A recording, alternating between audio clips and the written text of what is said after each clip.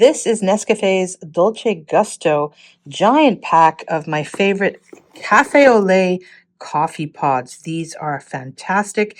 And I have this giant thing. Of course, this is all in Japanese because, yes, I live in Japan. But luckily for me, I can get these sizes on the Amazon Japan website. However, probably in the US or other countries, you cannot.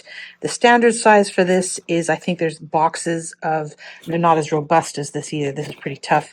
Get them in boxes of 16, and then you can buy bulk. So you can buy like a set of 6 with 16, and they might come in larger sizes too, but that's the standard. So I always get them in bulk because it's cheaper that way. And this one, I'll show you why I like this particular set.